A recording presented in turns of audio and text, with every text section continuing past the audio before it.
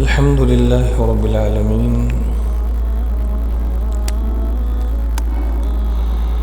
الحمد لله رب العالمين والعاقبة للمتقين والصلاة والسلام على سيد الأنبياء والمرسلين أما بعد فأعوذ بالله من الشيطان الرجيم بسم الله الرحمن الرحيم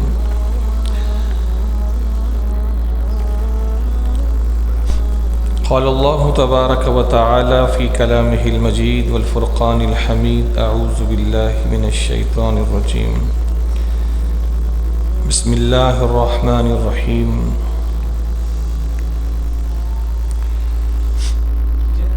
الحمد لله رب العالمين الرحمن الرحيم صدق الله العظيم وبلغنا رسوله النبي الكريم الأمين وصدق رسوله النبي الكريم الأمين الحنين المكين ونحن على ذلك لمن الشاكرين والشاهدين۔ تمامی حضرات و سامعین، ایک مرتبہ نبی محترم شفیع امم صلی اللہ تعالیٰ علیہ وآلہ وسلم کی ذات بابرکات پر محبت اور خلوص عقیدت کے ساتھ ایک مرتبہ درود پاک کا نذرانہ پیش فرما لیں۔ اللہم صلی علی سیدنا و نبینا و مولانا محمد وعلی آل سیدنا و نبینا و مولانا محمد کما تحب و ترضى صلاة و سلام علیک یا سیدی یا سیدی یا سیدی یا مکی یا مدنی یا قرشی یا ہاشمی یا مطلب یا رسول اللہ صلی اللہ علیہ وسلم۔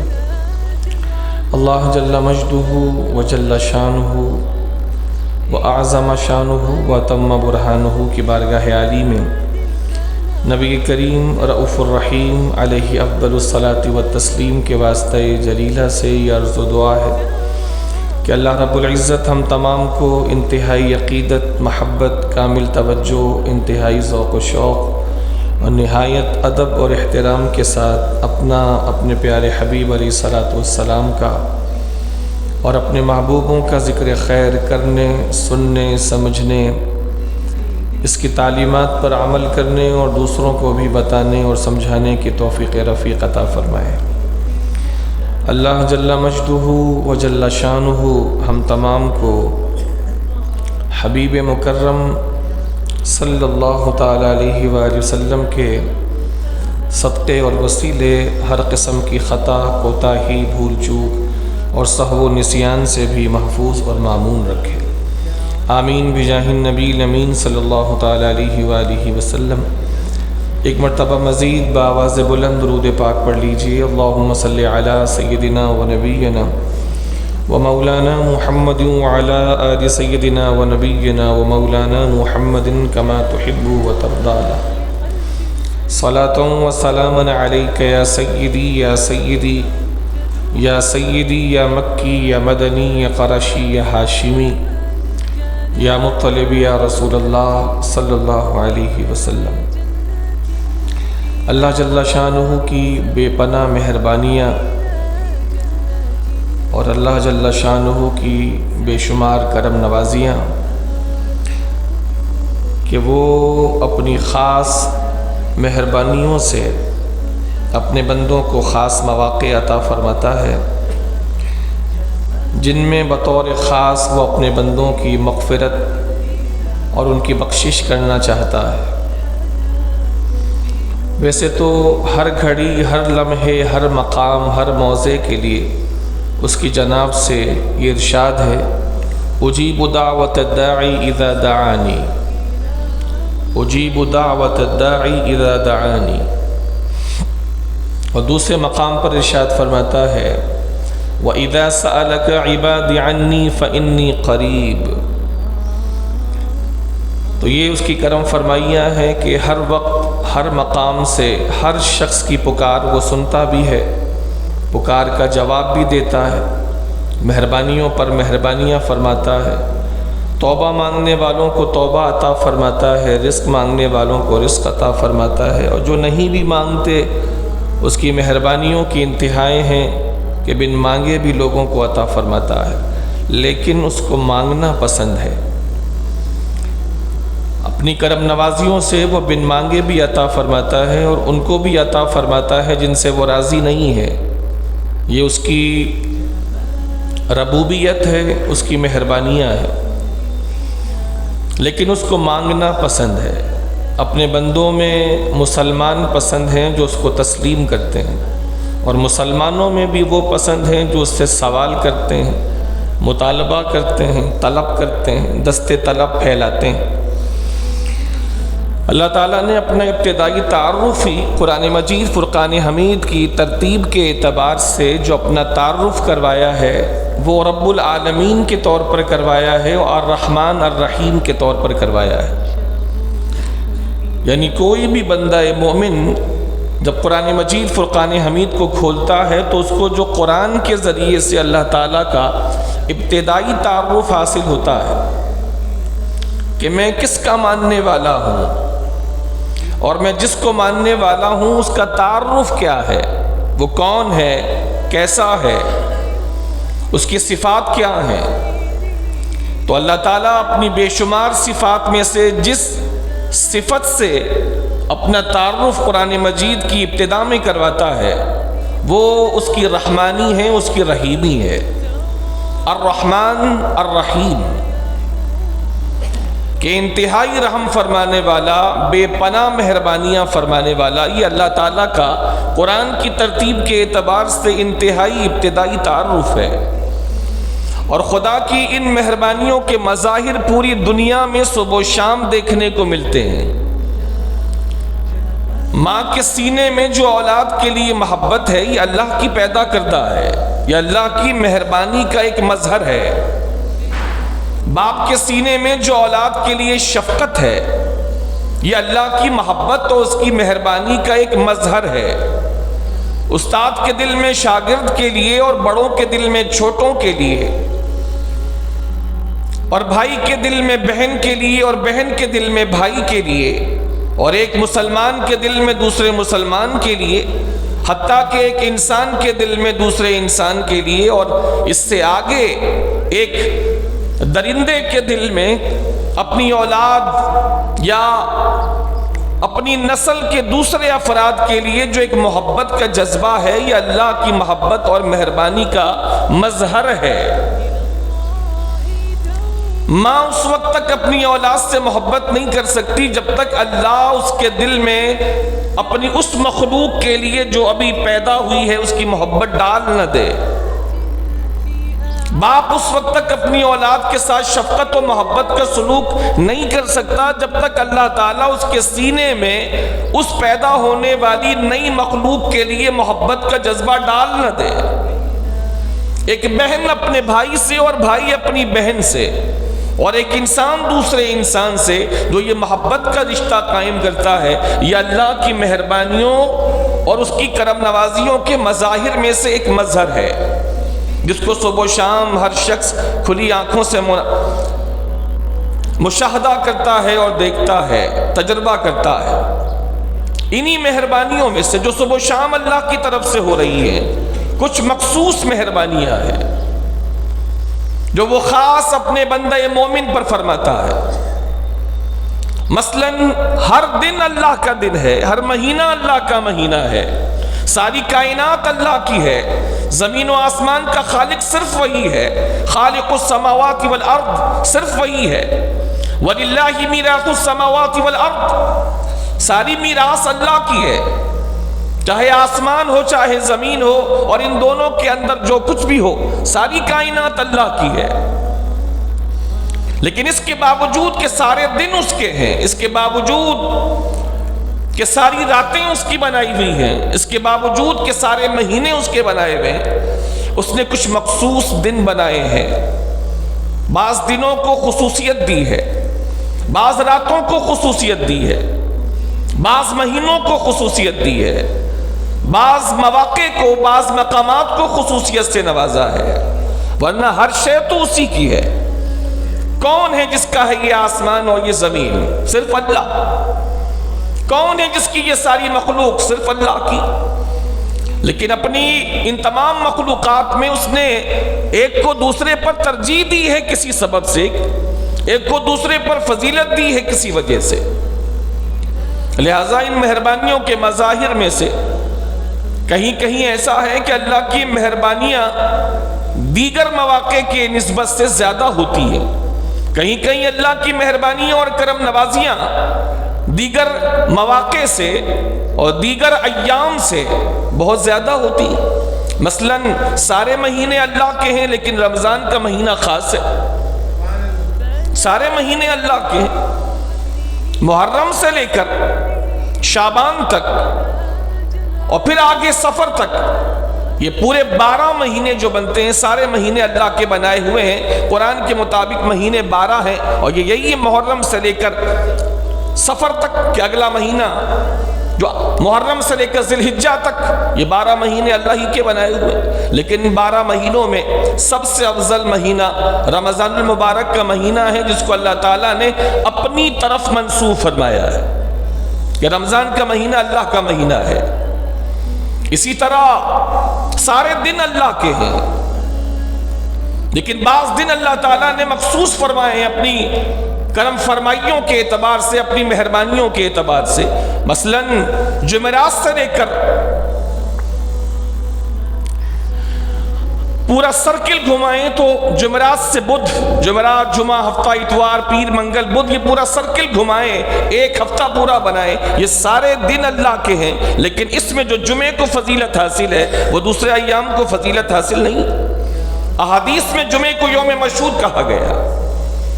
اللہ کے نبی علیہ السلام نے جمعے کے لیے خاص فضیلتیں ارشاد فرمائی. اس دن میں ہر نیکی کا ثواب بڑھا دیا جاتا ہے. حالانکہ جمعرات کا دن بھی اللہ نے بنایا اور جمعے کا دن بھی اللہ نے بنایا اور منگل و بدھ اور دیگر ایام بھی اللہ نے بنائے, لیکن وہ اس کی مرضی, اس کا فیصلہ, اس کی حکمت کہ اس نے بعض چیزوں کو اپنی مہربانیوں کے لیے, اضافی مہربانیوں کے لیے منتخب فرمایا. اضافی مہربانیوں کے لیے دعا وہ ہر جگہ سنتا ہے. اجیب دعوت الداعی اذا دعان, جب بھی میرا بندہ مجھے پکارے گا میں اس کی دعا قبول کرتا ہوں. لیکن بطور خاص اگر بندہ اللہ کے نیک بندوں کے پاس ان کی صحبت میں جا کے دعا کرے تو اللہ جل شانہ اس کی دعا کو مزید مستجاب فرماتا ہے اور قبولیت کا درجہ عطا فرماتا ہے. جیسے قرآن مجید میں اللہ کریم نے ارشاد فرمایا کہ وہ لوگ جنہوں نے اپنی جانوں پر ظلم کر لیا, اے نبی علیہ السلام, وَلَوْ أَنَّهُمْ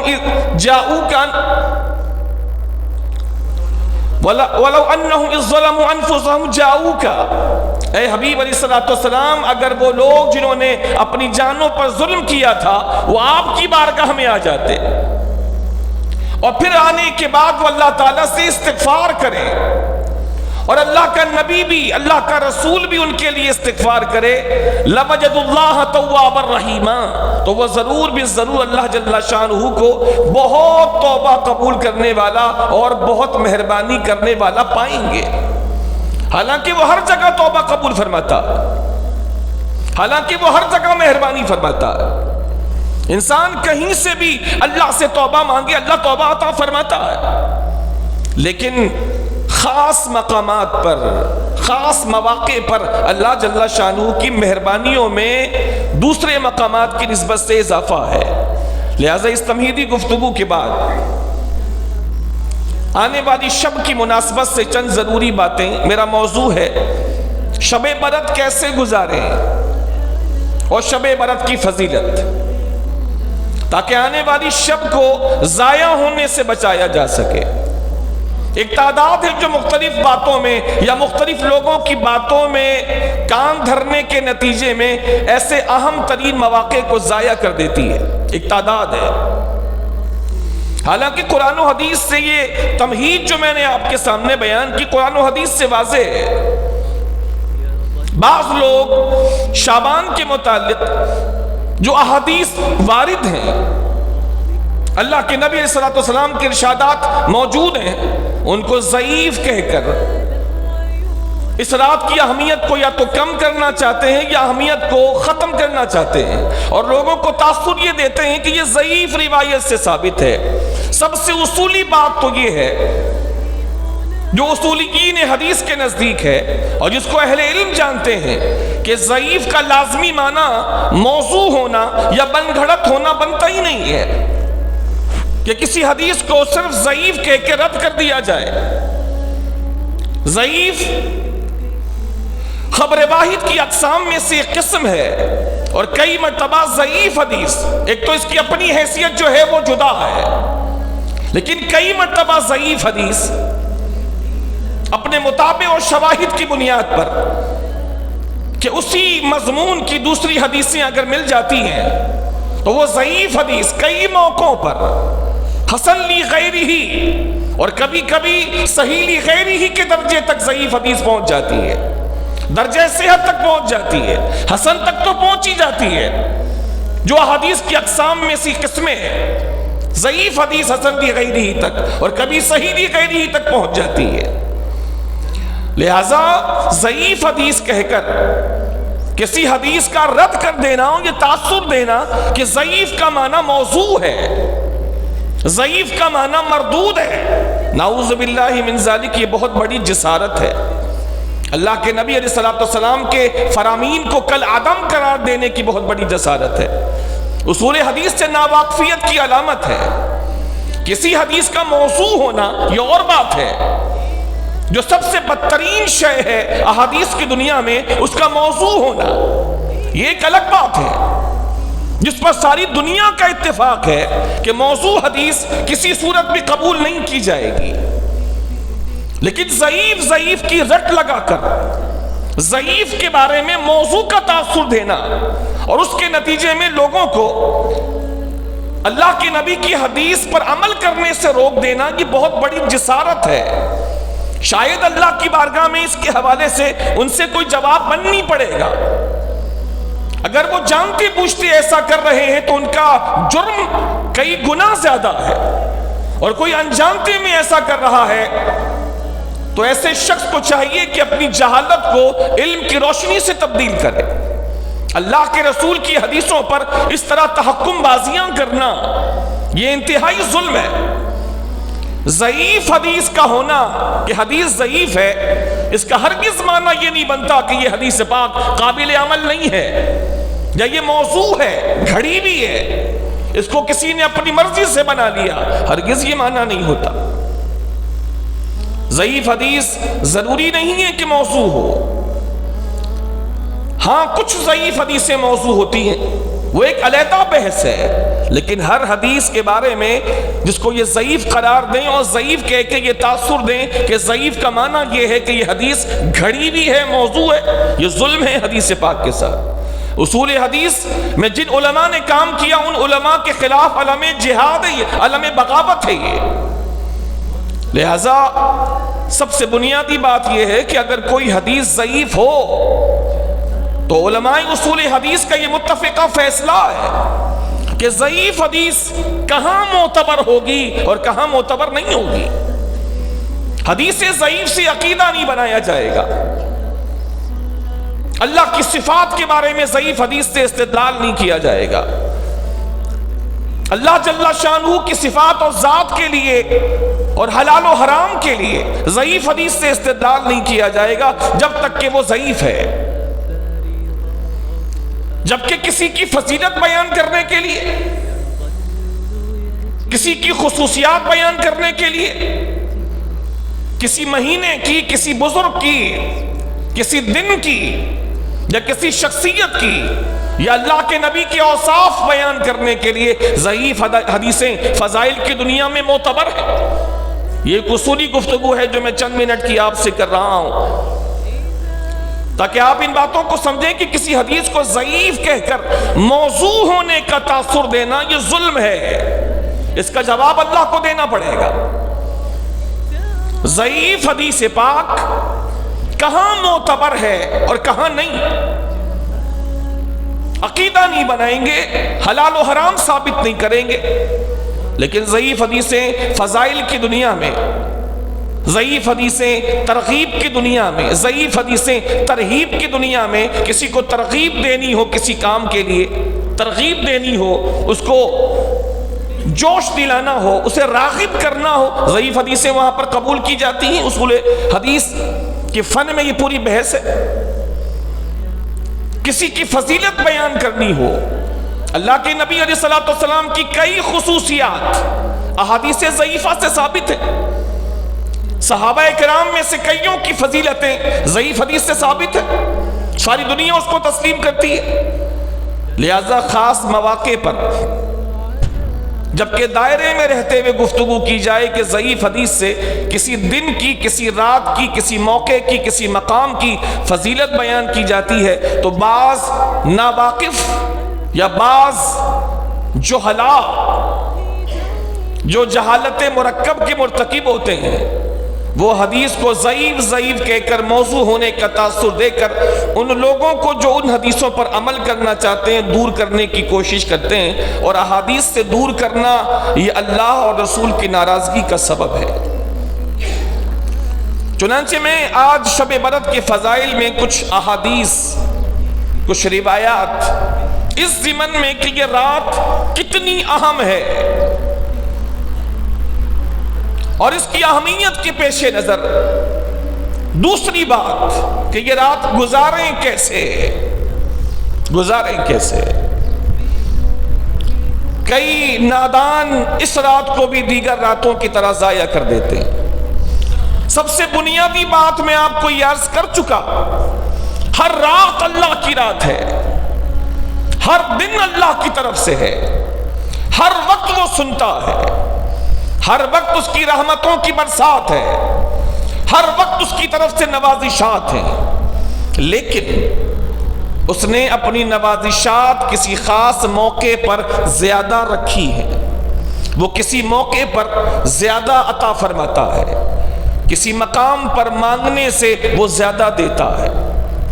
وہی نماز جو رمضان کے علاوہ کوئی پڑھے تو نفل نماز پڑھی تو نفل کا ثواب ملتا ہے، اور فرض پڑھے تو فرض کا ثواب ملتا، لیکن حدیث صحیح سے ثابت ہے وہی نماز کہ عام مہینوں میں، عام دنوں میں نفل تھی، ثواب نفل کا، نماز فرض تھی، ثواب فرض کا، لیکن مہینہ بدل گیا، رمضان کا آ گیا، اب وہی نفل نماز ہے اور وہی فرض نماز ہے، لیکن مہینہ بدل گیا، موقع بدل گیا، اب وہی نفل نماز بندہ رمضان میں ادا کر رہا ہے، خدا فرض کا ثواب عطا فرما رہا ہے۔ وہی فرض نماز جو بندہ عام مہینوں میں پڑھ رہا تھا، صرف فرض کا، ایک فرض پر ایک فرض کا ثواب اللہ دے رہا تھا، وہی فرض نماز وہ رمضان میں ادا کر رہا ہے، اللہ اسی فرض کا ثواب 70 فرضوں کے برابر بڑھا کے عطا فرما رہا ہے۔ وہی نماز ایک بندہ حرم مکہ کے علاوہ، مکہ کے حرم کے علاوہ، خانہ کعبہ کے گرد جو حرم ہے اس کے علاوہ بندہ نماز پوری دنیا میں کہیں پر پڑھ رہا ہے، اس کا ثواب کچھ اور ہے۔ اگر پاکستان میں پڑھ رہا ہے تو ایک نیکی پر ایک نیکی کا ثواب ہے، ایک نماز پر ایک نماز کا ثواب ہے، لیکن وہی نماز، وہی نیکی وہ حرم مکہ میں جا کے کر رہا ہے تو اللہ اسی نیکی پر جو اس نے پاکستان، ہندوستان یا دنیا کے چند مقامات کے علاوہ دنیا میں کہیں بھی اس نے کیا، ایک نیکی پر ایک نیکی کا ثواب، ایک نماز پر ایک نماز کا ثواب، لیکن حرم مکہ میں جا کے اگر وہ ایک نماز پڑھ رہا ہے اللہ 1,00,000 نمازوں کا ثواب عطا فرما رہا ہے۔ ایک نیکی کر رہا ہے، ایک نیکی پر 1,00,000 نیکی کا ثواب عطا فرما رہا ہے۔ تو یہ کانسیپٹ تو قرآن سے، حدیث سے کلیئر ہے کہ بعض مواقع اور بعض اوقات اللہ نے ایسے رکھے ہیں، بعض مواقع اور بعض اوقات اللہ نے ایسے رکھے ہیں جن میں نیکیوں کا درجہ اللہ بڑھا دیتا ہے، نیکیوں کا ریشو بڑھا دیتا ہے۔ یہ بات اتنی واضح ہے کہ ہمارے یہاں کے بچے بھی ان باتوں کو سمجھتے ہیں، اتنی واضح ہے۔ لہذا ایسے ہی مواقع اور ایسے ہی اوقات میں سے ایک وقت ہے شب برأت، یعنی شعبان کی 15ویں رات۔ جیسے ابھی اتوار کا دن گزاریں گے انشاءاللہ، اور اتوار کا دن گزار کے جو رات آئے گی وہ 15ویں شعبان کی رات ہوگی۔ اگلا دن پیر کا، جس کو کہتے ہیں شب برأت۔ جیسے قرآن پاک میں ایک سورت ہے، سورہ برأت، سورہ برأت، بعض لوگ اس کو برات پڑھتے ہیں، شب برات، شب برأت ہے۔ برات کا مطلب ہوتا ہے آزادی، چھٹکارا، نجات، خلاصی۔ شب برأت کا معنی ہوا وہ شب جس میں اللہ چھٹکارا دیتا ہے، اللہ خلاصی دیتا ہے، اللہ آزادی دیتا ہے۔ یعنی اس رات میں اللہ تعالیٰ اپنے بندوں کو جہنم سے آزادی اور ان کے گناہوں سے ان کو آزاد کر کے چھٹکارا اور خلاصی عطا فرماتا ہے۔ یہ خاص رات ہے، ویسے تو وہ ہر وقت بخشتا ہے۔ یہ بالکل صحیح بات ہے کہ مسلمان کی تو ہر رات شب برات ہے، ہر رات شب معراج ہے، ہر رات شب برات ہے، ہر رات شب قدر ہے، ہر شب شب قدر، ہر شب شب برات۔ یہ بات ٹھیک ہے کہ مسلمان جب اللہ کی بارگاہ میں شب میں کھڑا ہو، تنہائی میں، جب کائنات سوئے یہ کھڑا ہو، تو اس کا جو اللہ سے تعلق بنتا ہے بس ایسے ہی لوگوں کا بنتا ہے، اس کے ساتھ ساتھ جو اس کے ساتھ اللہ جل شانہ سے لو لگائے ہوئے ہوتے ہیں، دوسروں کو پتہ بھی نہیں چلتا، جو یہ لو نہیں لگاتے اللہ سے اور تعلق قائم نہیں کرتے۔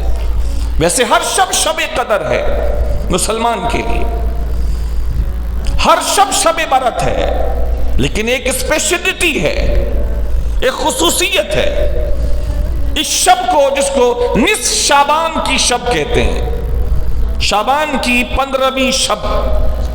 میں چند روایات آپ کو عرض کروں، پھر بزرگوں نے اس شب کو کیسے گزارا اور ہم کیسے گزاریں اس شب کو، میں چند باتیں آپ کے گوش گزار کرنے کی سعادت حاصل کرنا چاہوں گا۔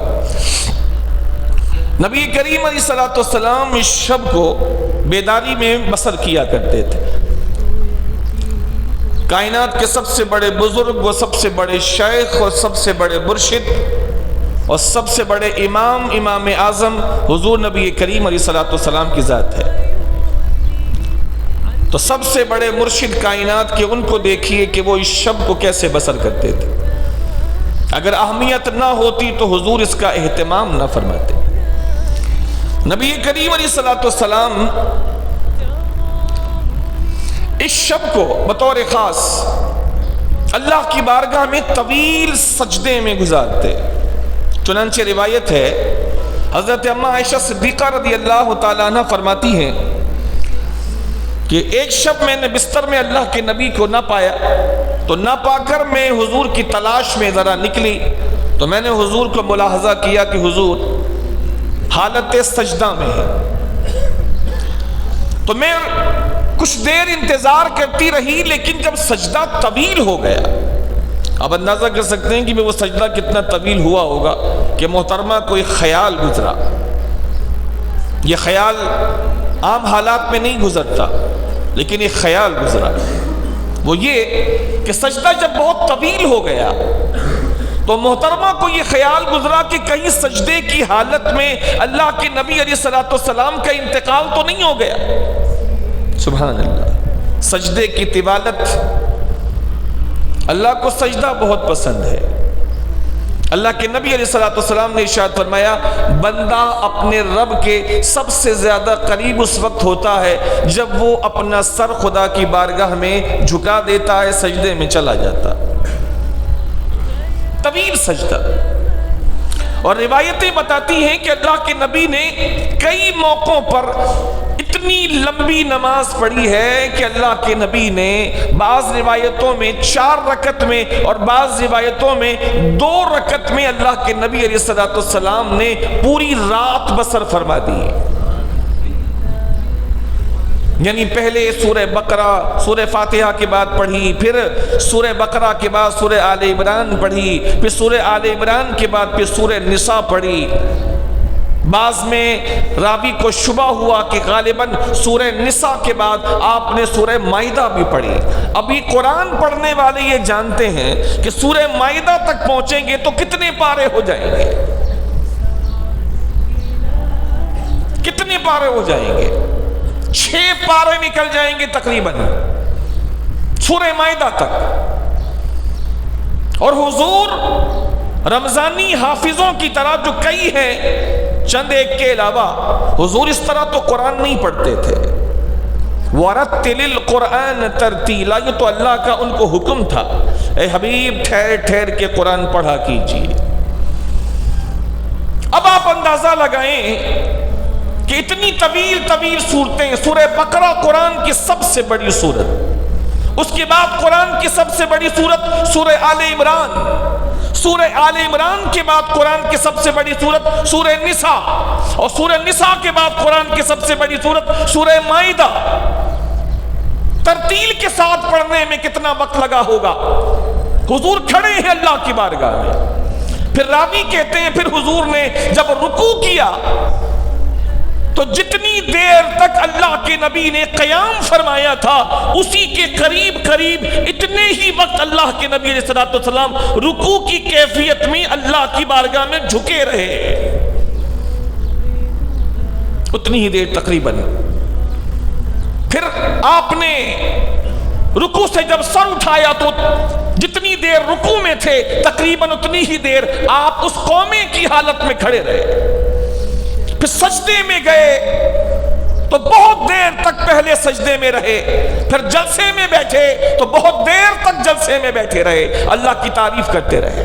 اس عمدگی سے حضور کا نماز ادا کرنا، اور بالخصوص اس رات میں حضور کا سجدے میں اللہ کی بارگاہ میں سر نیاز کو رکھنا. یہاں تک کہ محترمہ جو حضور کی نماز سے واقف تھی ان کو یہ شبہ گزرنا کہ کہیں محبوب انتقال تو نہیں کر گئے، اور اس خوف کے پیش نظر محترمہ ارشاد فرماتی ہیں اما عائشہ صدیقہ رضی اللہ تعالیٰ عنہ کہ میں نے حضور کے انگوٹھے کو ہاتھ لگایا، میں نے حضور کے پیر کو ہاتھ لگایا کہ میں جو سوچ رہی ہوں یہ ہو تو نہیں گیا. اگر ایسا ہو گیا تو یہ میرے لیے کسی بہت بڑی آزمائش سے کم نہیں ہوگا، لہٰذا یہ جانچنے کے لیے کہ جو میں سوچ رہی ہوں یہ سچ تو نہیں ہو گیا. فرماتی میں نے ہاتھ لگایا حضور کے پیر کو یا حضور کے انگوٹھے کو، تو نبی پاک علیہ السلام نے اپنے پیر مبارک کو حرکت دی جس سے مجھے اطمینان اور سکون ہو گیا کہ جو میں نے سوچا تھا اللہ کا فضل ہے ویسا نہیں ہوا، حضور حیات ہیں. پھر حضور نے اپنی نماز مکمل کر کے اپنا سر مبارک سجدے سے اٹھایا تو اللہ کے نبی علیہ السلام نے ارشاد فرمایا اے عائشہ کیا تم نے یہ سوچا کہ اللہ اور اللہ کا نبی، اور ایک روایت میں ہے کہ کیا تم نے سوچا کہ اللہ کا نبی تمہارے ساتھ خیانت کرے گا؟ کہا نہیں یا رسول اللہ، میں نے یہ نہیں سوچا. تو اللہ کے نبی نے ارشاد فرمایا عائشہ تم جانتی ہو آج کون سی رات ہے؟ عرض کرنے لگی اللہ اور رسول بہتر جانتے ہیں. تو اللہ کے نبی نے ارشاد فرمایا عائشہ آج شعبان کی 15 تاریخ ہے، آج 15ویں شعبان کی رات ہے، آج 15ویں شعبان کی رات ہے. اے عائشہ آج کی رات اللہ تعالیٰ اپنے بندوں کی مغفرت فرماتا ہے. جو اللہ سے رحمت کا مطالبہ کرے اللہ اس پر رحمت فرماتا ہے، جو اللہ سے رزق کا سوال کرے اللہ اسے رزق عطا فرماتا ہے. اور آگے ارشاد فرمایا کہ جو آپس میں مسلمان آپس میں ایک دوسرے کے لیے بغض رکھتے ہیں دشمنی رکھتے ہیں، اللہ تعالیٰ اس رات ان لوگوں کو چھوڑ دیتا ہے، یعنی ان کی بخشش نہیں فرماتا، باقی لوگوں کی اللہ بخشش فرماتا۔ اتنی عظیم رات میں اللہ کی رحمتوں کا نزول ہے، اللہ کا حبیب اہتمام فرمائے جو محبوب خدا ہے، ان نوافل کا بھی اللہ کا حبیب اہتمام فرمائے جو کہ کسی پر لازم نہیں ہوتے نفل، لیکن اللہ کا حبیب اہتمام فرمائے، وہ محبوب خدا ہو کر اہتمام فرمائے۔ وہ رات نہ جگتے تو کیا نقصان تھا، ان پر اس رات کی جگائی فرض و واجب تو نہ تھی، لیکن محبوب خدا اس بات کے پیش نظر کہ آج کا جاگنا خدا کو پسند ہے، اس بات کے پیش نظر کہ آج اللہ تعالیٰ اپنے بندوں کی بخشش و مغفرت فرماتا ہے، اس بات کے پیش نظر کہ اللہ جل شانہ آج خاص جلوہ فرماتا ہے، آسمان دنیا پر جلوہ فرماتا ہے، خاص تجلی فرماتا ہے، رحمت مانگنے والوں کو رحمت دیتا ہے، بخشش مانگنے والوں کو بخشش دیتا ہے، جو سوال کرے عطا فرماتا ہے۔ اس حدیث میں ارشاد فرمایا جو بغض رکھتے ہیں، جو ایک دوسرے کے لیے کینہ رکھتے ہیں، اس حدیث میں فرمایا اللہ فرشتوں سے فرماتا ہے ان کو چھوڑ دے، میں ان کی آج کی رات بھی بخشش نہیں فرماؤں گا، ان کے علاوہ دوسروں کی اللہ بخشش فرماتا ہے۔ ایک دشمنی تو وہ ہے کہ جو انسان کو رکھنی چاہیے، ایک بغض تو وہ ہے کہ انسان کو رکھنا چاہیے، وہ ہے اللہ اور رسول کے دشمنوں سے بغض، اللہ کے جو دشمن ہیں ان سے بغض، رسول خدا کے جو دشمن ہیں ان سے بغض، یہ تو ثواب ہے۔ لیکن اس کے علاوہ اپنے مطلب کے لیے، اپنے نفس کی خاطر کسی نے آپ کو اگر بالفرض آپ کی مطلوبہ عزت نہیں دی جو آپ کی ہونی چاہیے، نہ دے سکا کسی وجہ سے، اس وجہ سے کسی کا بغض رکھ لیا۔ بیٹی کی شادی میں 4 آدمیوں کے بجائے اس نے 3 آدمی پوچھ لیے، اس کی وجہ سے بغض رکھ لیا۔ آپ گئے تو آپ کو چائے نہ پلا سکا، اس وجہ سے بغض رکھ لیا۔ آپ کی غلطی پر آپ کو ٹوک دیا، اس وجہ سے آپ نے بغض رکھ لیا۔ آپس میں کوئی بات کسی وجہ سے بگڑ گئی، معافی تلافی بھی ہو گئی، لیکن بغض رکھ لیا۔ دل میں خفیہ اور پوشیدہ دشمنی کو رکھنا اور سامنے والے کے نقصان کا انتظار کرنا، یہ بغض ہے، کینہ ہے۔ چھپا کر کے دشمنی کو رکھنا یہ کینہ ہے، یہ بغض ہے۔ سامنے والے کے نقصان پر خوش ہونا، وہ غم میں مبتلا ہو تو دل خوش ہو جائے، یہ بغض ہے۔ اس کا نقصان ہو تو دل خوشی محسوس کرے، یہ بغض ہے، یہ کینہ ہے۔ اور رب کے رسول فرما رہے ہیں اس رات کو بھی اللہ تعالیٰ جب اتنی مہربانیاں فرما رہا ہے، اتنی مہربانیاں فرما رہا ہے، اس حدیث پاک کے مطابق اس میں ایک طرح کے بندے کا ذکر ہے کہ بغض اور کینے والے کو اللہ معاف نہیں فرماتا، جس کے دل میں بغض ہے، کینہ ہے، باقی کئیوں کو معاف فرما دیتا ہے، کئیوں کو معاف فرما دیتا ہے، اتنی کہ کوئی شمار بھی نہیں کر سکتا۔ لہٰذا وہ افراد جو ان پھیروں میں پڑے ہیں ان کو ہوش گوش سے سننا چاہیے کہ کیا میں کہیں ان لوگوں کے کھاتے میں تو نہیں آتا جن کو اللہ معاف نہیں فرماتا، اس رات کو بھی معاف نہیں فرماتا جب وہ اعلانیہ لوگوں کو معاف فرما رہا ہے۔ اسی طرح نبی کریم علیہ السلام نے ارشاد فرمایا کہ اللہ جل شانہ 15ویں شعبان کو اپنی مخلوق کی طرف خاص توجہ فرماتا ہے، جو شعبان کی 15 شب ہوتی ہے، اور اس رات کو اللہ جل شانہ سبوں کو بخش دیتا ہے سوائے مشرک کے اور سوائے کینہ رکھنے والے کے۔ المشاہن اللہ بخش دیتا ہے سبوں کو سوائے مشرک کے اور کف اور اس کے جو کہ خفیہ دشمنی کسی مسلمان کے لیے رکھے، بغض رکھے، کینہ رکھے۔ اس حدیث پاک میں بھی رب کے نبی علیہ السلام نے جو دوسری حدیث میں نے آپ کے سامنے پڑھی، فَيَغْفِرُ لِجَمِيعِ خَلْقِ إِلَّا الْمُشْرِكَ أَوْ مُشَاهِدٍ، اللہ سب کو بخش دیتا ہے سوائے مشرک کے اور سوائے اس کے کہ جو دل میں بغض اور کینہ رکھتا ہے۔ اللہ تعالیٰ ہمارے دلوں کو مسلمانوں کے بغض اور کینے سے ہمیشہ صاف رکھے۔ ایک روایت میں آیا کہ اللہ جل شانہ فلاں فلاں لوگوں کو نہیں بخشتا۔ پوچھا گیا کن کن کو؟ فرمایا جادوگر کو نہیں بخشتا جو جادو کرتے ہیں، جادوگر کو نہیں بخشتا۔ مزید فرمایا کہ اللہ تعالیٰ اس رات کو مورتیاں بنانے والے، مجسمے بنانے والے کو نہیں بخشتا۔ مزید فرمایا اس رات کو اللہ تعالیٰ اس شخص کو جو اپنے والدین کا نافرمان ہو اس رات بھی نہیں بخشتا۔ والدین کی نافرمانی آج معاشرے کا ایک لازمی جز بنتی جا رہی ہے۔ والدین کی نافرمانی، معاشرہ جس طرح رفتہ رفتہ نام نہاد تعلیم یافتہ ہوتا جا رہا ہے، تو والدین کی عزت لوگوں کے دلوں سے کم یا ختم ہوتی جا رہی ہے۔ فرمائے اس رات میں مختلف احادیث ہیں، مختلف احادیث ہیں، اگر سب کو جمع کیا جائے تو ان سے یہ افراد سامنے آتے ہیں: کینہ رکھنے والے، مشرک، جادوگر، مجسمے بنانے والے، اسی طرح والدین کے نافرمان، ان کی اللہ جل شانہ اس مخصوص شب میں بھی مغفرت نہیں فرماتا۔ اب آپ اندازہ کر لیجئے کہ جس شب میں عام معافی کا اعلان ہو رہا ہے، اس شب میں لوگوں کی بخشش نہ ہو جن کا تذکرہ رب کے نبی نے فرمایا، اور بھی دیگر افراد ہیں جن کے بارے میں بتایا گیا کہ اللہ تعالیٰ اس رات میں ان کی بخشش نہیں فرماتا۔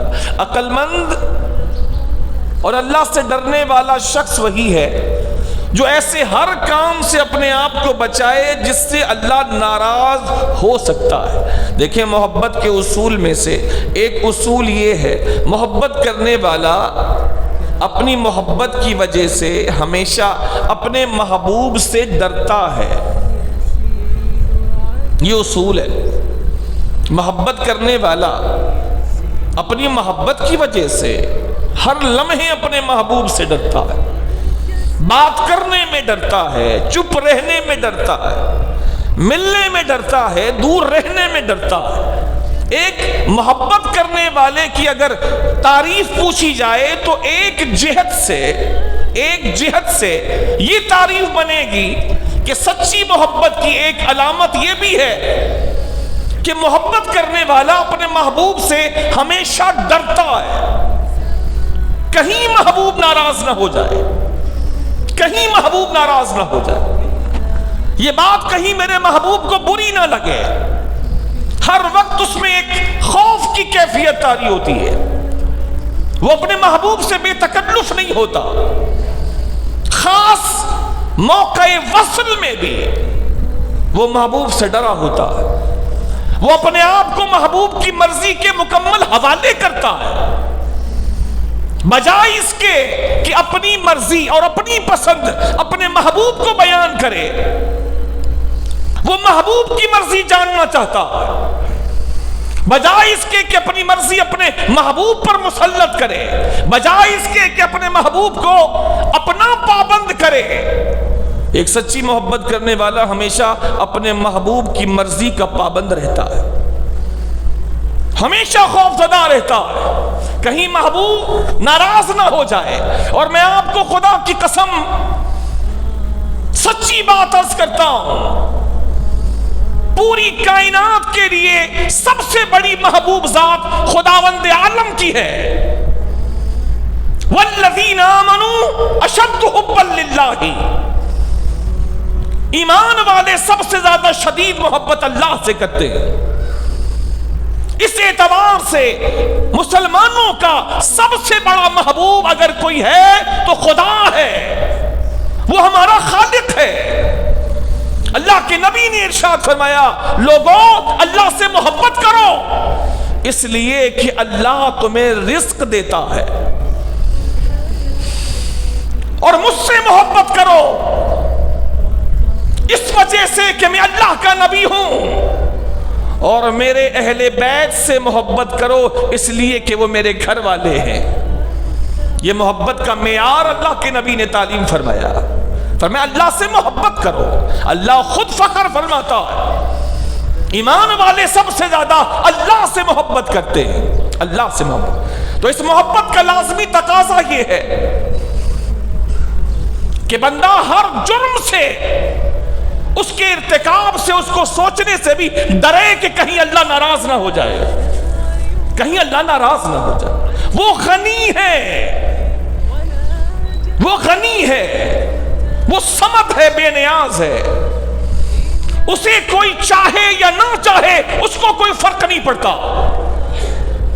لیکن وہ اگر کسی کو چھوڑ دے تو بہت بڑا فرق پڑتا ہے، اور وہ جس کو اپنا لے تو اس کے پھر وارے نیارے ہو جاتے ہیں۔ لہٰذا ہمارا کام یہ ہے اپنے محبوب خدا کے بارے میں ہمیشہ ڈرے۔ کبیرہ گناہ سے بچنا یہ ایک مسلمان کے لیے لازم ہے، اور صغیرہ گناہ بھی کبیرہ بن جاتا ہے۔ کس طرح؟ جب صغیرہ گناہ کو انسان سمجھنے لگے کہ کوئی بات نہیں، چھوٹا گناہ ہے، کوئی بات نہیں، چھوٹا گناہ ہے، چھوٹا بچہ اس کو اگر ہاتھ مار دیا کوئی بات نہیں، صغیرہ گناہ ہے، کسی کو چلتے ہوئے پیر لگ گیا اس کا دل دکھا کوئی بات نہیں، صغیرہ گناہ ہے، کسی کی چھوٹی موٹی چیز اٹھا کے رکھ لی، آگے پیچھے کر دی، کسی کی چپل چھپا دی، کوئی بات نہیں، چھوٹی بات ہے۔ جب انسان صغیرہ چیزوں کو صغیرہ سمجھنا شروع کر دے، کوئی بات نہیں، چھوٹی سی بات ہے، کوئی بات نہیں، چھوٹی سی بات ہے، کوئی بات نہیں، چھوٹا سا گناہ ہے، جب انسان کا یہ مزاج بن جاتا ہے کہ صغیرہ گناہ کو وہ صغیرہ سمجھ کر، حقیر سمجھ کے کرنا شروع کر دیتا ہے، تو فقہا فرماتے ہیں کہ صغیرہ صغیرہ نہیں رہتا، صغیرہ پھر کبیرہ بن جاتا ہے۔ ایک مسلمان کو ہر وقت اللہ سے ڈرنا چاہیے، ایک محبت کرنے والے کو، کہ اللہ کا فضل ہے آپ اور میرا یہ ماننا تو ہے نا کہ الحمدللہ ہم اللہ سے محبت کرتے ہیں، ماننا تو ہے نا کہ اللہ کا فضل ہے، ہم اللہ سے محبت کرتے ہیں، اللہ ہمارا محبوب ہے، ماننا تو ہے ہمارا، اگرچہ ہمارا معیار بڑا ناقص ہے لیکن ماننا تو ہے۔ اب جب یہ ماننا ہے ہمارا تو اس کے تقاضے بھی ہیں کہ اللہ سے محبت کا تقاضا یہ ہے کہ محبوب کو ناراض نہ کیا جائے، کسی گناہ کو چھوٹا سمجھ کے کیا نہ جائے، اور کسی نیکی کو چھوٹا سمجھ کر چھوڑا نہ جائے۔ اللہ کے حبیب نے یہی تعلیم دی، کسی بھی گناہ کو چھوٹا سمجھ کے نہ کرو، کہیں ایسا نہ ہو وہی گناہ جس کو تم نے چھوٹا سمجھا تھا یہی خدا کو ناپسند ہو جائے۔ وہ غنی ہے، وہ بے نیاز ہے، وہ جو چاہے فیصلہ کرے، اس سے کوئی پوچھنے والا نہیں، اور کسی نیکی کو چھوٹا سمجھ کے چھوڑو مت، کیا پتا یہی وہ نیکی ہے وہ جو تمہیں اللہ جل شانہ کی بارگاہ میں قریب کر دے۔ آپ سوچ رہے تھے یہ چھوٹا سا کام ہے کہ کسی صاحب کو میں نے جگہ اگر دے دی، نہیں دی، میں نے پیسے دیے ہیں، میرا کرایہ لگا ہے، میں وہاں اسٹاپ سے بیٹھا ہوں، یا بڑی دیر کے بعد مجھے سیٹ ملی ہے، میرا حق ہے کہ میں اس سیٹ پر بیٹھوں، اور ایک دوسرا آدمی پریشان حال کھڑا ہے، بوڑھا ہے یا کمزور ہے یا تھکا ہوا ہے یا مریض ہے، میں اگر نہ دوں تو وہ سوال نہیں کر سکتا، لیکن صرف اس وجہ سے کہ نیکی بظاہر چھوٹی ہے لیکن کیا پتا کہ اللہ کو پسند آ جائے، اور اپنے حق کے باوجود اپنا حق چھوڑ دینا، اور اس کا حق نہ ہونے کے باوجود اس چھوٹی سی نیکی کو چھوٹا نہ سمجھ کر اس نیکی کو کرنا، اس کو جگہ دینا، کیا پتا اللہ جل شانہ کو یہی چھوٹی سی ادا اور یہی چھوٹی سی نیکی جسے دنیا چھوٹی سی سمجھ رہی تھی، کیا پتا اللہ اسی کی بنیاد پر آپ کے سر پر ولایت کا تاج رکھ کر محبوبیت کا درجہ عطا فرما دے، کیا پتا۔ وہ غنی ہے، وہ صمد ہے، لہذا کسی نیکی کو چھوٹا سمجھ کے چھوڑنا منع ہے، اور کسی گناہ کو چھوٹا سمجھ کے کرنا منع ہے۔ کیا پتا وہ چھوٹی نیکی جو تجھے چھوٹی لگ رہی تھی خدا کو پسند ہو، اور کیا پتا یہ چھوٹا گناہ جسے تو چھوٹا سمجھ رہا تھا یہی خدا کو بہت بری لگتی ہو۔ تو اللہ کی نبی علیہ الصلوۃ والسلام نے جن لوگوں کے بارے میں فرمایا یہ تو کبیرہ گناہ ہے، جادو کبیرہ گناہ، مجسمے بنانا کبیرہ گناہ، دل میں بغض رکھنا کبیرہ گناہ، کسی کی مصیبت کا انتظار کرنا یا کسی پر مصیبت آئے تو خوش ہونا، بغض کینا، کبیرہ گناہ، جس کے بارے میں رب کے رسول نے فرمایا، رب فرماتا ہے اس رات کو بھی فرماتا ہے جہاں اتنے لوگوں کو معاف فرما رہا ہے، فرماتا ہے ان کو چھوڑ دو، ان کو رہنے دو، آج میں ان کی بخشش نہیں فرماؤں گا۔ والدین کے نافرمان، یہ ایک پورا ٹاپک ہے والدین کی فرما برداری اور والدین کی محبت، لیکن میں اگر ادھر جاتا ہوں تو ایک تفصیلی گفتگو اس طرف ہو جائے گی۔ صرف اتنی بات عرض کرتا ہوں، یہ وہی والدین ہیں جن سے آج اولاد ناراض ہو کر بیٹھی ہے، کوئی سبب ہے یا نہیں ہے، کوئی وجہ ہے یا نہیں ہے، اولاد صرف اتنا سوچ لے یہ وہی والدین ہیں جنہوں نے ان کی پیدائش سے پہلے سے لے کر ان کو پالنے پوسنے تک لاکھوں جتن کیے ہیں۔ خدا کی قسم کائنات کے دوسرے تمام لوگوں کی محبت تجھ سے ایک طرف اور ماں باپ کی محبت تجھ سے ایک طرف، سب مل کر بھی ماں باپ کی محبت برابر محبت تجھے نہیں دے سکتے۔ ماں نے جو تکلیفیں اٹھائی ہیں وہ خدا نے قرآن میں بیان کیا ہے، آپ کو میں کیسے بتاؤں؟ اس کیفیت کو اللہ نے قرآن میں بیان فرمایا ہے جو انتہائی تکلیف دہ کیفیت ہے، حمل کی کیفیت، دودھ پلانے کی کیفیت، خاص پیدائش کے وقت جو ماں نے تکلیف اٹھائی اللہ نے اس کو بھی قرآن میں بیان فرمایا۔ ایک ماں کا ذکر خاص اس موقع کے حوالے سے کہ اس ماں کو اس وقت کتنی اذیت ہوئی، اللہ تعالیٰ نے ان کے الفاظ کو بھی قرآن مجید میں ذکر فرمایا۔ جب بی بی پاک مریم نے کہا تھا اے کاش آج کے دن سے پہلے میں مر چکی ہوتی، میرا نشان بھی مٹ چکا ہوتا، اللہ نے اس کیفیت، اس تکلیف کو اللہ تعالیٰ نے قرآن میں بیان فرمایا۔ وَحَمْلُهُ وَفِصَالُهُ 30 شَهْرًا، شکم میں ماں کا بچے کو لینا اٹھانا، وَحَمْلُهُ وَفِصَالُهُ، پھر دودھ پلانا اور پھر دودھ چھوڑانا، 30 شهرًا، یہ 30 مہینے اللہ کریم اس کو بیان فرماتا ہے۔ 30 مہینے، یہ 30 مہینے ماں کتنی مشکل سے اپنے بچے کے لیے گزارتی، وہ بھی نفرت سے نہیں محبت سے۔ آنے سے پہلے نام سوچتے ہیں ماں باپ، ایک نہیں 10 نام سوچتے ہیں، 10 نہیں 20 نام سوچتے ہیں، کئیوں سے کہتے ہیں میرے بچے کا کوئی اچھا سا نام بتائیں، ایسا بتائیں جو کسی کا نہ ہو، میرے بچے کا نام میں رکھنا چاہتا ہوں یا میں رکھنا چاہتی ہوں۔ کتابوں میں ڈھونڈتے ہیں، جب پرانا زمانہ تھا کتابوں میں ڈھونڈتے تھے، مولوی صاحب سے پوچھتے تھے، محلے میں پوچھتے تھے، رشتہ داروں میں پوچھتے تھے، آج نیٹ کا زمانہ آ گیا ہے، خود بھی نیٹ پر سرچ کرتے ہیں، پھر لوگوں سے پوچھتے ہیں، یونیک ہو، اچھا ہو۔ ہر بچہ اپنے والدین کے لیے چاند کا ٹکڑا ہوتا ہے، چاہے وہ کیسا بھی ہو، گورا ہو، کالا ہو، نیلا ہو، پیلا ہو، ماں کی آنکھوں کا تارا ہوتا ہے، باپ کی آنکھوں کا سرور ہوتا ہے۔ صرف اتنا سوچ لے آج کی قوم کن کو چھوڑ کر ناراض ہے لوگ، ایسے ماں باپ کو جنہوں نے تیرے آنے سے پہلے دنیا میں انتظامات کیے اور تیرے آنے کے بعد انتظامات کیے۔ ماں نے جو کیا بے مثال ہے اور باپ نے جو کیا بے مثال ہے۔ ایسے عظیم ترین افراد سے بھی آج کی قوم اور آج کے لوگ ناراض ہو کر شب برات بھی گزار لیتے ہیں، عید بھی گزار لیتے ہیں، بقرعید بھی گزار لیتے ہیں۔ دنیا کے جھمیلوں میں ایسے مست ہوئے کہ ماں یاد نہیں آتی، باپ یاد نہیں آتا۔ ماں کی 4 باتیں برداشت نہیں ہوتی، باپ کے 4 جملے برداشت نہیں ہوتے، اور باس اور مینیجر صبح و شام ذلیل کرتے ہیں تو وہ برداشت ہو جاتے ہیں، وہ ذلت برداشت ہو جاتی ہے۔ ماں جس کو برداشت کرنے کے لیے اللہ نے قرآن میں فرمایا فَلَا تَقُلْ لَهُمَا أُفٍّ وَلَا تَنْهَرْهُمَا وَقُلْ لَهُمَا قَوْلًا كَرِيمًا وَاخْفِضْ لَهُمَا جَنَاحَ الذُّلِّ مِنَ الرَّحْمَةِ۔ ان کے سامنے جھک کے رہو، ان کے سامنے عاجزی کے بازو جھکا کے رہو، جھکے جھکے رہو۔ کیسے؟ شارحین نے فرمایا جیسے بڑے ظالم قسم کے آقا اور بادشاہ کے سامنے غلام جھک کے رہتے ہیں ڈرے ڈرے، ایسے ہی اولاد ماں باپ کے سامنے جھک کے رہے ڈرے ڈرے، جس کے بارے میں فرمایا فَلَا تَقُلْ لَهُمَا أُفٍّ وَلَا تَنْهَرْهُمَا،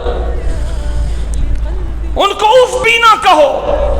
اگر اس سے اوپر کا کوئی لفظ ہوتا تو خدا قرآن میں اس کو استعمال فرماتا، اف اف۔ یہ ان ناگواری کے وقت نکل جانے والی ایک آواز ہے، اور یہ آواز مختلف قوموں کے اندر مختلف ہے، اوہ اف یا کچھ اور، لیکن ناگواری سے نکلنے والی وہ آواز، اللہ اس آواز کو بھی منع فرماتا ہے فَلَا تَقُلْ لَهُمَا اُف، نہ ماں کو نہ باپ کو اف بھی نہیں کہنا۔ اس خدا کے ماننے والوں کا حال یہ ہے کہ اس خدا کی بات ہی نہیں مانتے، اس خدا کی بات ہی نہیں مانتے۔ اس ماں کی بغیر عید بھی گزرتی ہے، اس ماں کے بغیر خیرات بھی دے رہا ہے، اس باپ کے بغیر خیرات بھی دے رہا ہے، ماں باپ کو ناراض کر کے روزے بھی رکھ رہا ہے، ماں باپ کو ناراض کر کے شعبان بھی گزار رہا ہے، ماں باپ کو ناراض کر کے صلاۃ التسبیح بھی پڑھ رہا ہے، حالانکہ رب فرما رہا ہے جب تک یہ راضی نہیں ہوں گے میں راضی نہیں ہوں گا۔ رضا اللہ فی رضا الوالد وسخط اللہ فی سخط الوالد۔ رب فرماتا ہے باپ خوش تو خدا خوش، باپ ناراض تو خدا ناراض۔ اس اونچے درجے والے ماں باپ کا حال جو ہماری قوم نے کر کے رکھا ہے، پھر لوگ کہتے ہیں کیا کریں، مصیبت ٹوٹی ہے، مصیبت نہیں ٹوٹے گی تو رحمت تو برسنے سے رہی میرے بھائی۔ یہ سوچ کے برداشت کر لیا کر کہ مینیجر کے سامنے بھی تو منہ چپ رہتا ہے تیرا، منہ بند رہتا ہے، یا گالی دے دیتا ہے مینیجر، گالی دیتا ہے تو نوکری کے ڈر سے 50,000 کی نوکری چھوٹ جائے گی، اس بے روزگاری میں کہاں جاؤں گا، تو کسی وجہ سے چپ ہو جاتا ہے، اتنا سوچ کے چپ ہو جاتا ہے کہ نوکری چلی جائے گی، سیٹ چلی جائے گی۔ او اللہ کے بندے، ماں باپ کے سامنے بھی سوچ لیا کر خدا ناراض ہو جائے گا، ساری کائنات میرے ہاتھ سے چلی جائے گی۔ جس طرح وہاں برداشت کر لیتا ہے یہاں کر لیا کر، چپ ہو جایا کر، چپ ہو جایا کر، اتنا تو کر لیا کر کہ چپ ہو جایا کر۔ اللہ نے یہ نہیں فرمایا کہ تجھے برا ہی نہیں لگنا چاہیے، اللہ نے قرآن میں یہ نہیں فرمایا کہ ماں اگر بولے تو تجھے برا نہیں لگنا چاہیے، باپ کچھ بولے تو برا نہیں لگنا چاہیے، یہ نہیں فرمایا۔ یہ دل پہ قابو نہیں ہے انسان کا۔ اللہ نے یہ فرمایا تو سامنے سے رسپونڈ مت کرنا، رسپونڈ مت کرنا،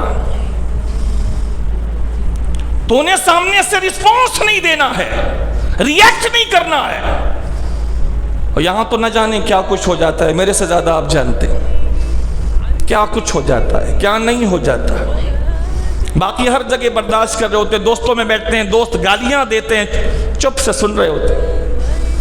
مینیجر، باس، بڑی پوسٹ والا وہ گالی دے رہا ہوتا ہے، چپ سے سن رہے ہوتے ہیں سب کے سامنے۔ ارے ماں کی کیوں نہیں سن پاتا، کیوں نہیں چپ ہو جاتا ہے؟ باپ کی کیوں نہیں سن پاتا، کیوں نہیں چپ ہو جاتا ہے؟ اس لیے کہ ماں باپ مظلوم ہیں، اب بوڑھے ہو گئے ہیں، اب وہ تیرے ٹکڑوں پہ پلیں گے، تیری تو روٹی بند کر دے گا، ان بیچاروں کو پریشان کرے گا، اس لیے تیری چلتی ہے۔ وہ بیچارے چپ ہو جاتے ہیں، چپ ہونے کو تجھ کو بولا، چپ بیچارے وہ ہو جاتے ہیں۔ اس اولاد سے بڑی بری اولاد کون ہوگی جس سے اس کے ماں باپ ڈرتے ہوں؟ اس اولاد سے زیادہ بری اولاد کون سی ہوگی جس سے اس کے ماں باپ ڈرتے ہوں کہ کچھ بولیں گے تو یہ باتیں سنائے گا؟ ابھی اس کو دوائی کا بولیں گے کہ میری دوائی ختم ہو گئی، مجھے باتیں سنائے گا۔ اس لیے چپ رہتے ہیں۔ ابھی کھانا مانگیں گے تو باتیں سنائے گا، بھوک تو لگی ہے لیکن جب سارے اٹھیں گے سب بیٹھیں گے تو بھی میں کھانا کھا پاؤں گا، اگر ابھی بولوں گا تو باتیں سننے کو ملیں گی۔ نعوذ باللہ من ذالک، نعوذ باللہ من ذالک۔ اس کے باوجود ہم اللہ سے رحمتوں کے امیدوار ہیں، تو یہ تو ہمارا بھول پن ہے، یہ ہماری معصومیت ہے، یہ کہ اتنی خرابیوں کے باوجود ہم اللہ سے مہربانیاں چاہتے ہیں اور اس کی طرف سے رحمتوں کا نزول چاہتے ہیں۔ ہم ایسے معاشرے میں رہ رہے۔ موقع کی مناسبت سے دوسری بات کہ اس رات کو گزارا کیسا جائے، ورنہ اس موضوع پر تو پوری گفتگو ہے۔ ماں باپ، والدین، ان کا حق، اولاد پر ان کے کیا حقوق آتے ہیں، پورا ایک ٹاپک ہے، طویل ٹاپک ہے، لیکن میں گفتگو کر رہا ہوں شب برات کیسے گزاری جائے اور شب برات کی فضیلت کیا ہے۔ فضیلت میں نے عرض کر دی، اللہ اس رات کن کو نہیں بخشتا وہ بھی میں نے آپ کو 2 حدیثوں سے آپ کو واضح کر دی۔ اسی میں سے ہے کہ والدین کے نافرمان کو اللہ تعالیٰ اس رات بھی نہیں بخشتا۔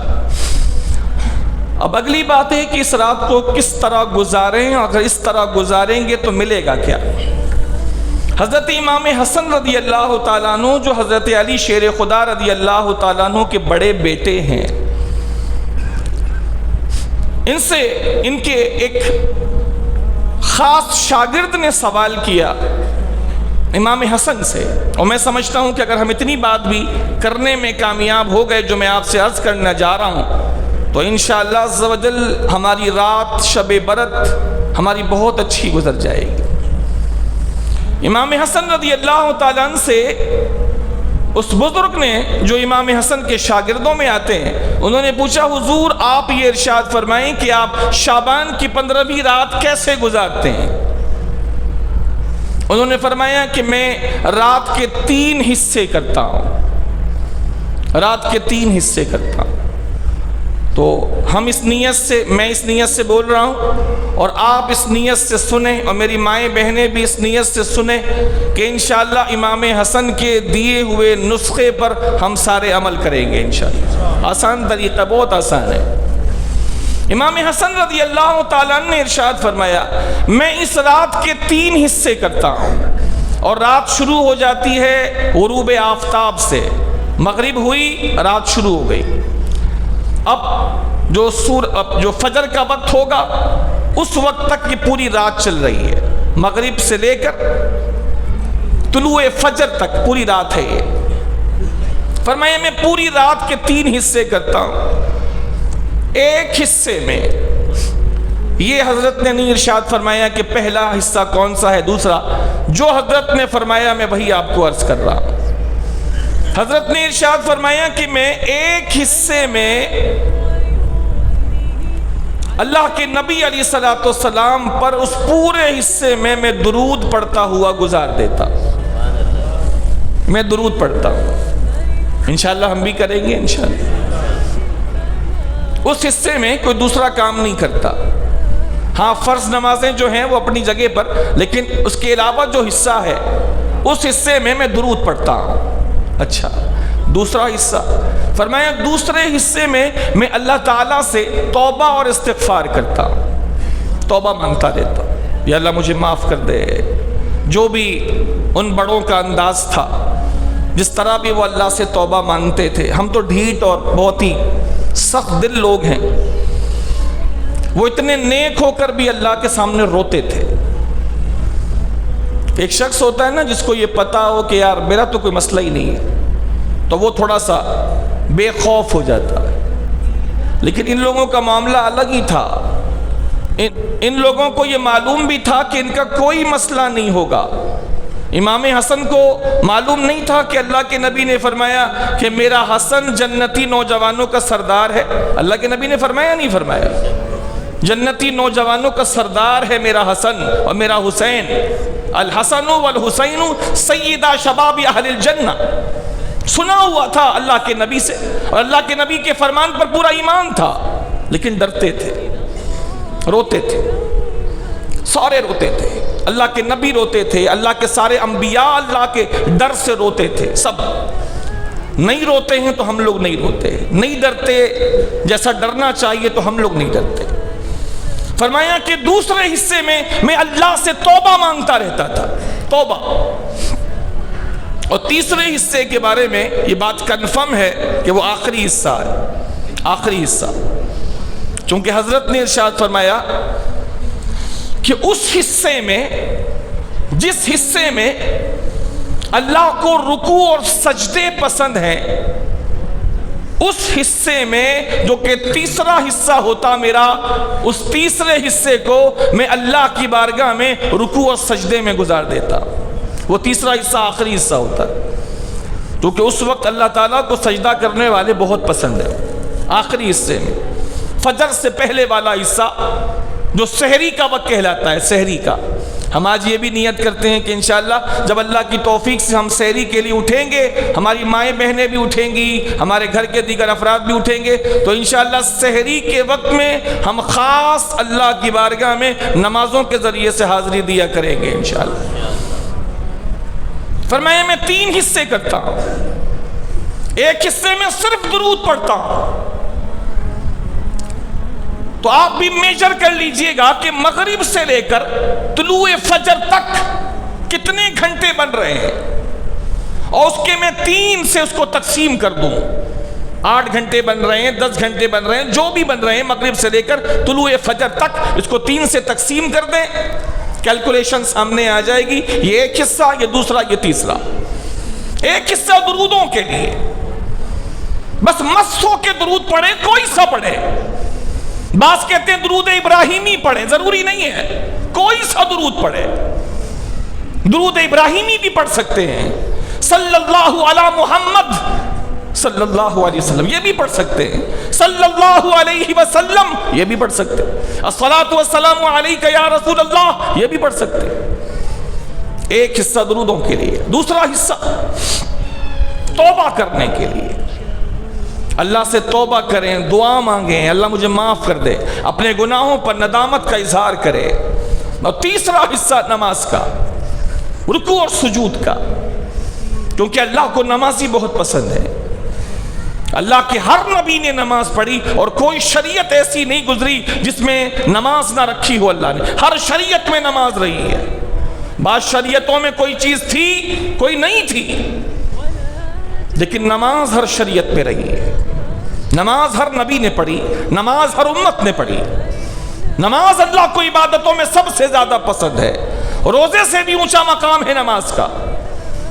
لہذا تیسرا حصہ نماز میں. ابھی اگلا سوال یہ بزرگ امام حسن سے کرتے ہیں کہ حضور یہ ارشاد فرمائیں کہ اگر کوئی اسی طرح کرے جیسے آپ نے بتایا، 3 حصے کرے، ایک میں درود، ایک میں توبہ استغفار، اور ایک میں رکوع اور سجود یعنی نمازیں، تو اگر کوئی بندہ ایسا کرے گا تو اللہ اس کو کیا دے گا؟ سبحان اللہ. امام حسن رضی اللہ تعالیٰ نے ارشاد فرمایا کہ میں نے اپنے والد حضرت علی شیر خدا کو فرماتے ہوئے سنا ہے، جو شعبان کی 15ویں رات اس طرح گزارے گا کہ ایک حصے میں درود اور ایک حصے میں توبہ استغفار اور ایک حصے میں نماز ادا کرے گا، تو اللہ تعالیٰ اس بندے کو اپنے مقربین کی صف میں شامل فرما لے گا. مقربین کی صف میں شامل فرما لے گا، مقربین کی صف میں. اب سوال یہ ہوتا ہے کہ بھائی پتہ تو چلے یہ مقربین کون ہوتے ہیں، مقربین سے کیا مراد ہے؟ سبحان اللہ العظیم. مقربین کے بارے میں بزرگوں نے ارشاد فرمایا کہ سب سے پہلے فرماتے ہیں کہ مقربین کا درجہ کیا ہے. پہلے وہ سن لیں تاکہ ایک حرص پیدا ہو کہ ہم بھی یہ کر کے مقربین کے صف میں شامل ہو سکیں. فرمایا کان المقربین لهم اعلی المنازل فی الجنۃ وعلی راس المقربین الانبیاء والصدیقون والشہداء والصالحون. ارشاد فرمایا کہ اللہ تعالیٰ جنت میں جو سب سے اونچے اونچے درجے عطا فرمائے گا، اونچے اونچے درجے، اونچی اونچی منزلیں، اونچے اونچے محلات، فرمایا یہ اللہ تعالیٰ اپنے مقربین کو عطا فرمائے گا. اور فرمایا تمام مقربین کے سردار اور تمام مقربین میں سب سے اونچے درجے والے اور سب سے اونچی منزل میں رہنے والے لوگ وہ ہیں جو انبیاء ہیں، جو صدیق ہیں، جو شہداء ہیں اور جو نیکیوں میں دوسروں سے آگے بڑھ جانے والے۔ یہ ان کی منزلت ہے، ان کی قدر ہے کہ سب سے اونچے محلات، سب سے اونچی منزل جس کو جنت الفردوس کہتے ہیں۔ اللہ کے نبی نے فرمایا اللہ سے جب بھی جنت مانگو جنت الفردوس مانگو، جنت الفردوس مانگو، اے اللہ مجھے جنت الفردوس میں اپنے نبی کا پڑوس عطا فرما۔ تو سب سے اونچا درجہ ہے جنت الفردوس۔ فرمایا مقربین وہاں رہیں گے اور مقربین کے سردار ہیں انبیاء، صدیق، شہداء اور صالحین۔ پھر اگلا سوال ہوتا ہے مقربین کیسے لوگ ہوتے ہیں؟ مقربین کی خصوصیات کیا ہوتی ہیں؟ فرمایا ومن صفات المقربین الاستقامۃ علی دین اللہ تعالی والتقرب الیہ بالفرائض والنوافل والبعد عما نہى اللہ تعالی عز وجل عنہ۔ فرمایا مقربین کی پہچان اور مقربین کی خصوصیات تم جاننا چاہو تو دیکھو کہ مقربین کی صفات یہ ہے کہ سب سے پہلی بات یہ ہوگی کہ وہ اللہ کے دین پر جمنے والے لوگ ہوں گے۔ الاستقامۃ علی دین اللہ تعالی، وہ اللہ کے دین سے نہیں ہٹیں گے چاہے جان چلی جائے۔ اور ایسی مثالیں سینکڑوں نہیں لاکھوں مثالیں ہیں مسلمانوں کی تاریخ میں، بالخصوص صحابہ کی زندگیوں میں۔ الاستقامہ، مقربین اللہ کے مقرب بندوں میں سے وہ ہوگا اپنے دین سے نہیں ہٹے گا چاہے کچھ بھی ہو جائے، فاقوں پر فاقے آئیں، کچھ بھی مصیبت آ جائے، پورا گھر لٹ جائے، سب کو آنکھوں کے سامنے شہید کر دیا جائے۔ الاستقامۃ علی دین اللہ تعالی، ایک ایک کو آنکھ کے سامنے شہید کر دیا جائے۔ الاستقامۃ علی دین اللہ تعالی، وہ اللہ کے دین سے نہیں ہٹے گا۔ اور اس کی سب سے بڑی مثال ہے سیدی امام حسین رضی اللہ تعالیٰ عنہ کی۔ والتقرب الیہ بالفرائض والنوافل، اور مقرب بندہ اللہ کی بارگاہ میں بہت قریب بندہ وہ ہوگا جو اللہ جل شانہ اور دین کے قریب ہوگا، نوافل ادا کر کے، فرائض ادا کر کے۔ جو اللہ کا مقرب بندہ ہوگا فرض نہیں چھوڑے گا، چاہے وہ فرض نماز ہو، چاہے وہ فرض زکوٰۃ ہو، چاہے وہ فرض حج ہو، چاہے ماں باپ کی خدمت جو کہ فرض ہو چاہے یہ ہو۔ والنوافل، نفل بھی نہیں چھوڑے گا، چونکہ اس کو پتا ہے کہ میرے مولا کو فرض بھی پسند ہے اور نفل بھی پسند ہے۔ والبعد عما نہى اللہ تعالی عنہ، اور جن چیزوں سے اللہ نے منع کیا ہوگا ان سے دور رہے گا، ان کے قریب تک بھی نہیں جائے گا، اس لیے کہ وہ خدا کو اپنا محبوب رکھتا ہے، اور محبت کرنے والا جو سچا ہوتا ہے اپنے محبوب کی ناپسندیدہ چیزوں سے ہمیشہ دور رہتا ہے۔ ایک آخری بات، قال ابن کثیر فی التفسیر، امام ابن کثیر نے اپنی تفسیر میں فرمایا، تفسیر ابن کثیر میں، ہم الذین فعلوا الواجبات والمستحبات وترکوا المحرمات والمکروہات وبعد المباحات۔ سوال ہوا حضور یہ بتائیے کہ اللہ کا تقرب پانے والے، اللہ کا مقرب بندہ، اس کی خصوصیت کیا ہے؟ فرمایا اس کی خصوصیات میں سے یہ بھی ہے کہ یہ وہ لوگ ہوں گے جو فرض کردہ چیزوں کو، جو فرض کردہ کاموں کو بھی کریں گے، جو کام مستحب ہوں گے کہ کرو تو ثواب ہے، نہ کرو تو گناہ نہیں، جو مستحب ہے، کسی کو پانی پلا دیا، وہ پیاسا آدمی ہے، لازم نہیں ہے کہ آپ اس کو پانی پلاتے پھریں۔ کوئی کہیں جا رہا ہے، آپ کو لگا کہ یہ شخص میرے ساتھ نقصان نہیں کرے گا، آپ نے اس کو اپنی گاڑی پر بٹھا لیا، آپ پر لازم نہیں تھا لیکن آپ نے دیکھ بھال کے اس کو بیٹھا لیا کہ احتیاط بھی ایک مومن کا زیور ہے، احتیاط کرنا۔ آپ نے دیکھ بھال کے بیٹھا لیا، آپ پر لازم نہیں تھا، فرض نہیں تھا، لیکن آپ نے کیا، یہ مستحب ہو گیا، کیا آپ نے ثواب ملے گا، نہ کرتے تو گناہ نہیں۔ فرمایا جو مقرب بندہ ہوتا ہے وہ مستحب کام بھی نہیں چھوڑتا۔ وَتَرَكُ الْمُحَرَّمَاتِ وَالْمَكْرُوهَاتِ وَبَعْدَ الْمُبَاحَاتِ، اور جو اللہ کا مقرب بندہ ہوتا ہے وہ حرام کو تو چھوڑتا ہی ہے، وہ حرام کو تو چھوڑتا ہی۔ رشوت لینا حرام ہے، میں کبھی نہیں لے سکتا۔ سود کھانا حرام ہے، میں اللہ کا مومن بندہ ہوں، میں سود نہیں لے سکتا۔ میں آپ سے اضافی پیسے ان پیسوں پہ نہیں لے سکتا، یہ سود ہو جائے گا، میں یہ نہیں کر سکتا۔ حرام سے بچے گا، حرام سے آگے جائے گا۔ وہ مکروہ سے بھی بچے گا کہ جو حرام سے نیچے کی چیز ہے اس کا لیول حرام جیسا نہیں ہے، لیکن اس سے بھی بچے گا کہ اللہ اس کو پسند نہیں کرتا، اس کو تو اللہ نے حرام کیا ہے، اس کو اللہ پسند نہیں کرتا، کہ اچھا نہیں چھوڑ دو تو بہتر ہے، اس سے بھی نیچے آئے گا۔ کچھ ایسی چیزیں جو حرام بھی نہیں ہیں، مباح ہیں، لیکن اللہ سے ڈر کی وجہ سے وہ کچھ مباح چیزوں کو بھی چھوڑ دے گا کہ کیا پتا کہیں اس کے ذریعے سے میں کسی خرابی میں نہ پڑ جاؤں۔ حرام نہیں ہے، مکروہ بھی نہیں ہے، بہت نیچے کی چیز ہے، مباح۔ مباح کام وہ ہوتا ہے کہ کرو تو بھی ثواب نہیں، نہ کرو تو گناہ نہیں۔ ہاں نیت کر لو گے اچھی تو نیت کی وجہ سے اس کا ثواب مل جائے گا۔ فی نفس ہی وہ کام نہ حرام ہے نہ کرنا ضروری ہے، مباح ہے، لیکن اللہ کا مقرب بندہ ایسی چیزوں کو بھی چھوڑ دیتا ہے کہ کہیں یہ چیز مجھے خدا کی ناراضگی تک نہ پہنچا دے۔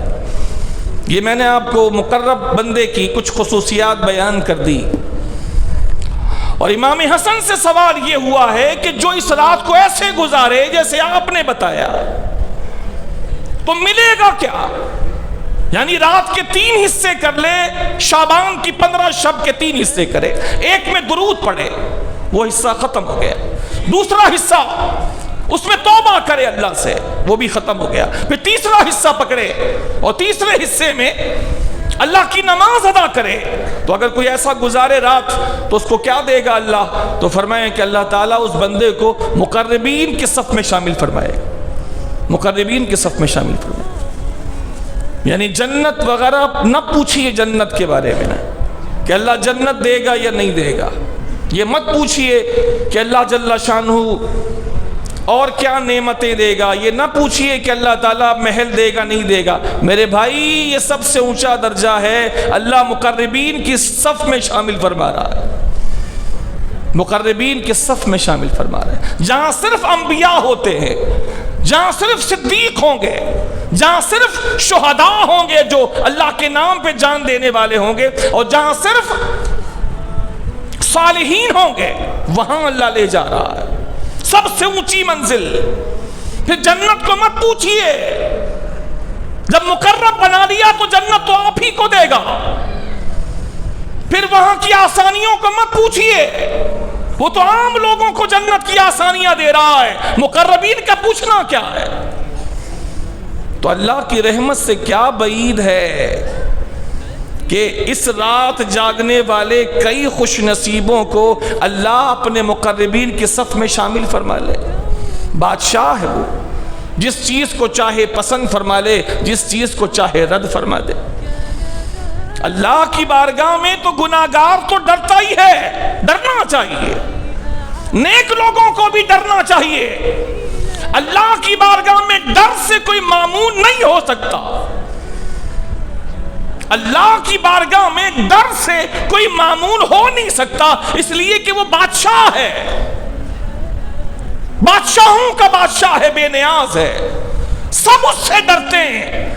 گناہگار اس لیے ڈرتے ہیں کہ بہت گناہ ہیں، اور بڑی بڑی نیکیاں کرنے والے بھی ڈرتے ہیں، کیوں؟ اس لیے کہ نہیں پتا کہ وہ نیکیاں قبول نہ کرے۔ بادشاہ نہیں پتا کہ قبول نہ کرے، نہیں پتا کہ میری نیکیوں میں کتنی خرابیاں ہیں، کتنی کمیاں ہیں، چلو میری طرف سے بالکل پیور ہے۔ جب بھی بادشاہ ہے چاہے تو منع کر دے کہ اس کی ساری نیکیاں بیکار ہیں، میری بارگاہ کے لائق نہیں، تو سب ڈرتے ہیں اللہ سے، سب ڈرتے ہیں اللہ سے۔ تو کیا پتا کس چیز کو قبول کرے کس کو رد کرے، بادشاہ حقیقی ہے، لہذا نتیجہ کیا نکلا؟ کچھ پتا نہیں کس کو قبول کر لے، کچھ پتا نہیں کس کو رد کر دے، تو نتیجہ یہ نکلا ہر وقت اس سے ڈر کر اس کی فرما برداری میں رہیے، اور اس کی ذات سے امید، بلکہ امید واثق رکھیے کہ میرے مولا میرا بڑا کریم ہے، میں گناہگار، بدکار، سیاکار، یا جو نیکی میں نے کر لی اس کی توفیق سے کر لی، اللہ تو بخش دے تو تیری مہربانی، تو نہ بخشے تو بھی تیرا انصاف، تیرا عدل ہے۔ جب اس طرح ڈر ہوگا تو انشاءاللہ اللہ نے چاہا تو بیڑا پار ہوگا۔ اللہ تعالی ہمیں اس رات کو بھی بہت احسن انداز سے گزارنے کی توفیق عطا فرمائے۔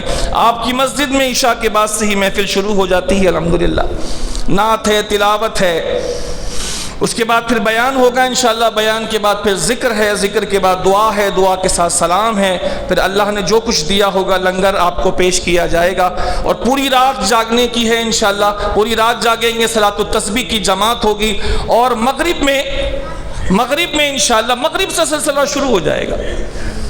آپ اس دن کے لیے اتوار کا دن ہے نا میرے بھائی، اتوار کا دن ہے نا؟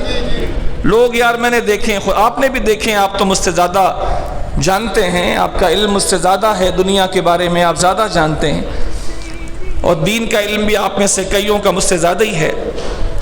آپ جانتے ہیں کہ لوگ 6 گھنٹے 8 گھنٹے یہاں وہاں گزار دیتے ہیں۔ کبھی کبھی تو کوئی رات تو اللہ کے نام ہو یار، کبھی تو دل کو یہ سکون ملے کہ آج اللہ کے نام پر، آج کی رات اللہ کے نام پر۔ بس سارے انتظامات کر کے مغرب سے آپ نکلیں گھر سے کہ میں اب جا رہا ہوں اللہ کے گھر پہ، میں اعتکاف کرنے جا رہا ہوں، بیٹھنے جا رہا ہوں اللہ کے گھر میں۔ پھر مغرب کی جماعت ہوگی، جماعت کے بعد پھر وہ 6 رکعت نفل نماز جو مختلف نیتوں سے پڑھی جاتی، درازی عمر کی، رزق کی، ان سے 6 نمازیں، اس کے بعد اللہ بھلا کرے پھر وہ ذکر و درود شروع ہو جائے گا، پھر عشاء ہو جائے گی، اس کے بعد عشاء کے بعد پھر محفل شروع ہو جائے گی، پھر وہ سلسلہ چلتا رہے گا یہاں تک کہ صلاۃ التسبیح پڑھیں گے۔ اللہ کے نیک بندے جو قبرستان جانے والے ہیں وہ قبرستان جائیں گے، اور یوں بڑی خوبصورتی کے ساتھ یہ رات گزر جائے گی۔